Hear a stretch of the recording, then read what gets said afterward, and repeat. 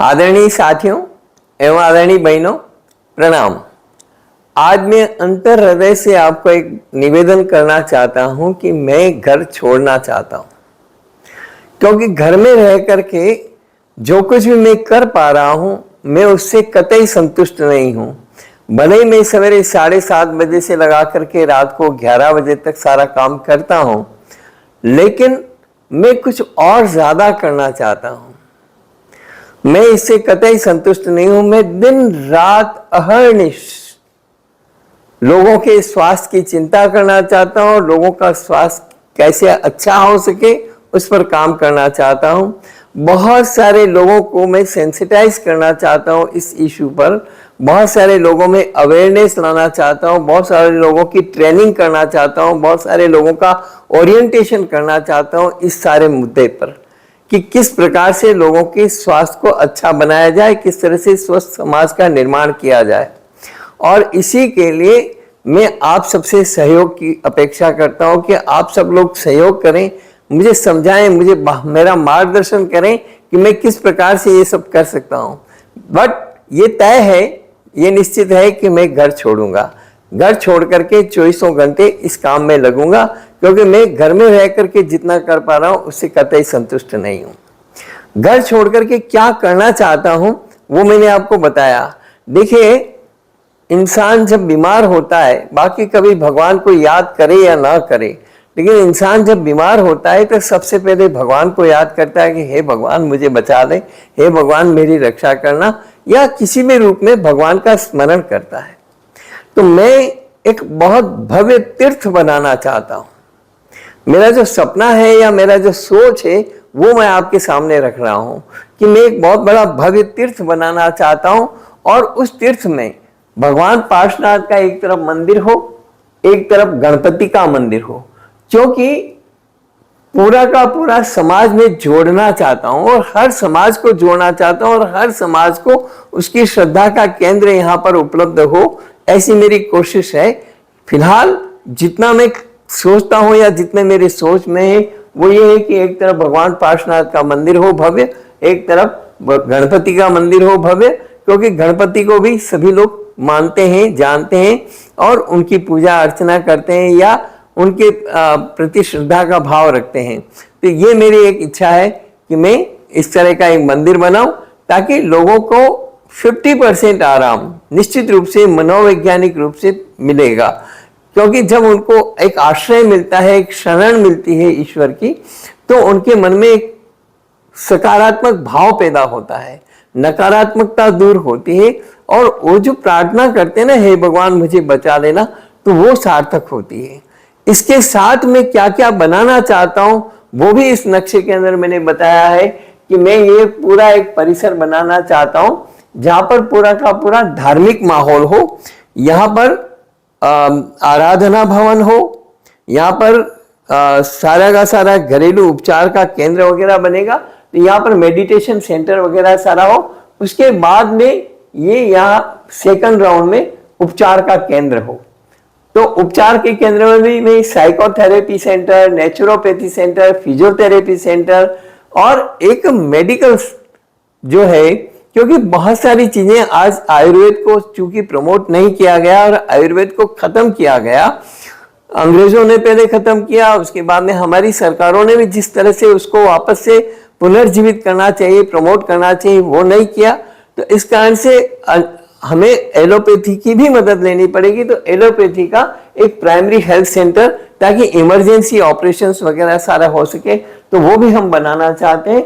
और उसके बाद में एक शानदार भोजनशाला, जहां पर सारा जो आहार बनेगा, जो भोजन बनेगा, वो औषधीय आहार होगा और हर व्यक्ति हर बीमारी के अंदर काम आए, ऐसा हम आहार लोगों को देने की कोशिश करेंगे। और इसी के साथ में एक बहुत बड़ी और विशाल धर्मशाला बनाना चाहता हूं, जहां पर पेशेंट्स वगैरह रुक सकें, ठहर सकें, उनके तीमारदार रुक सकें, उनका जो देख रेख करने वाले हैं वो रुक सकें और अच्छे से उनका उपचार हो सके।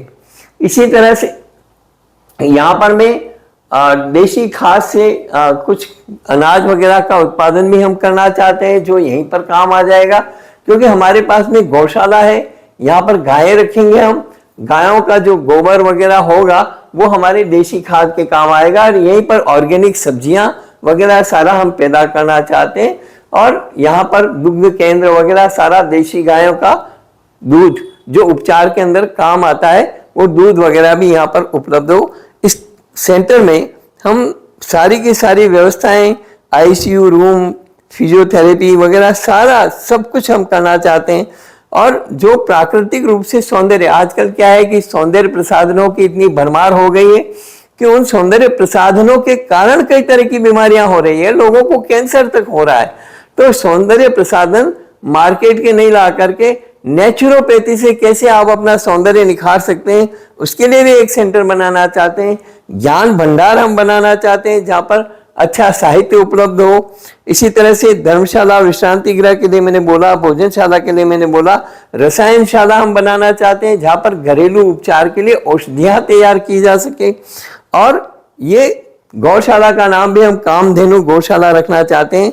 मेडिटेशनल प्लांट्स और फल वगैरह भी लगाना चाहते हैं। जितने भी औषधीय पौधे हैं वो भी हम यहाँ पर लगाना चाहते हैं।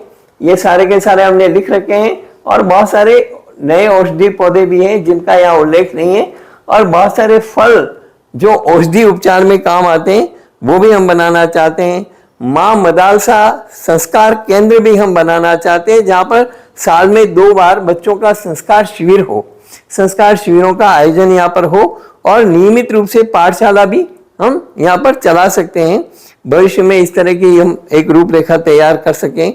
और यहाँ पर एक गुरुकुल भी चलाया जा सकता है। यहाँ सभी समुदाय के साधु साधियों के लिए व्यवस्था होगी। ऐसा नहीं है कि हम भेद करें कि ये सनातन धर्मी है या ये जैन है या ये दूसरे हैं, ऐसा कुछ भी नहीं रहेगा। हम जिस तरह से यहाँ पर जैन मुनियों का, आचार्यों का स्वागत करेंगे, उनका जो वयावच का कार्यक्रम है वो हमारा भावना है कि हम यहाँ पर कितने भी किसी भी बीमारी से ग्लान साधु साध्वी हो उनका यहाँ पर अच्छे से उपचार हो सके अच्छे से उनकी देखरेख हो सके, ये सारा हम करना चाहते हैं।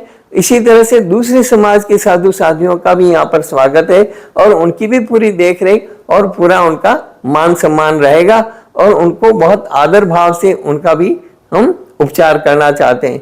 यहाँ पर आम आदमी भी उपचार करा सकता है और कितना भी पैसे वाला हो तब भी कोई दिक्कत नहीं और कितना भी गरीब हो तब भी कोई दिक्कत नहीं। हम यहाँ इस तरह की सारी व्यवस्थाएं करना चाहते हैं। कुछ लोगों का इंटरेस्ट वृद्धाश्रम में भी हो सकता है, तो यहाँ पर भी उस तरह का भी एक सेटअप बनाया जा सकता है। हालांकि अभी हमारे उसमें नहीं है, मेरे प्लान में नहीं है या मेरा सोच उसमें नहीं है, लेकिन हम यहाँ पर बहुत सारी चीजें कर सकते हैं, बहुत सारी एक्टिविटीज कर सकते हैं जो लोगों के लिए लाभप्रद हो, उनका स्वास्थ्य अच्छा रहे, उनका जो उम्र है, वृद्धावस्था है वो अच्छे से निकले। 40 से ऊपर बहुत सारी बीमारियां घेर लेती है। आजकल तो बहुत सारे जवानों को भी बहुत सारी बीमारियां हैं। 18-18, 20-20 साल के लड़कों को कार्डियक अरेस्ट हो रहा है। तो यहाँ खान पान वगैरह, रहन सहन, सारी समुचित व्यवस्थाएं हम उस तरह से करना चाहते हैं कि कितने भी गंभीर से गंभीर बीमारी हो, हर बीमारी का उपचार यहाँ पर संभव हो। आज बहुत सारे कैंसर के पेशेंट्स जिनको डॉक्टरों ने कह दिया, जवाब दे दिया कि भाई अब लास्ट स्टेज है, अब कुछ नहीं कर सकते, डॉक्टरों ने ही 4-4 बार उनके ऑपरेशन किए, लगातार उनके पेट सीटी किए, सीटी स्कैन किए, कैंसर बढ़ता गया और परिस्थितियां जब इंसान खाली हो गया, घर खाली हो गया, घर बिकने की कगार पर आ गया, तो उनको जवाब दे दिया कि अब आप घर पे ले जाओ, सेवा करो, कुछ दिनों के मेहमान हैं, कुछ महीने, 2 महीने, 4 महीने के मेहमान हैं। ऐसे लोग हमारे पास में आए हैं और हमने प्रयास करके और उनको पूरी तरह स्वस्थ किया है। आज जिन लोगों को कह दिया कि 6 महीने 8 महीने का समय, वो 4-4 साल से बैठे हैं। कोई भी व्यक्ति आकर के इनकी तसल्ली कर सकता है, प्रमाण हम दे देंगे, उनको बता देंगे, वो उनको मिला सकते हैं हम। ऐसा कुछ भी नहीं है, कोई लुका छुपे का खेल नहीं है और मेरे इसमें किसी प्रकार का कोई वेस्टेड इंटरेस्ट भी नहीं है, क्योंकि हम तो यहाँ उनसे कोई लूट मार नहीं कर रहे या किसी तरह की जांचें वगैरह करा करके किसी तरह से किसी को परेशान नहीं कर रहे या किसी का मेडिक्लेम वगैरह का, या हमारा कोई लेना देना नहीं इन सारी चीज़ों से। इन सारी चीज़ों से कोसों दूर हैं हम। और इसीलिए वो लोग ठीक भी हो रहे हैं। जो उनको खाने पीने का सारा डाइट वगैरह हम बताते हैं, वो डाइट को 100% फॉलो करते हैं पूरी लगन और निष्ठा के साथ में, और वो पूरी तरह स्वस्थ हो रहे हैं। आज उन लोगों को कैंसर नहीं, बीपी नहीं, डायबिटीज नहीं, किसी प्रकार का कोई रोग नहीं। 62 साल की उम्र में मेरे पास में आए और आज वो 66 साल की उम्र हो गई उनकी, लेकिन उनको किसी प्रकार की कोई बीमारी नहीं, जिनको लास्ट स्टेज कह करके उपचार के लिए मना कर दिया। ऐसे कई उदाहरण हैं।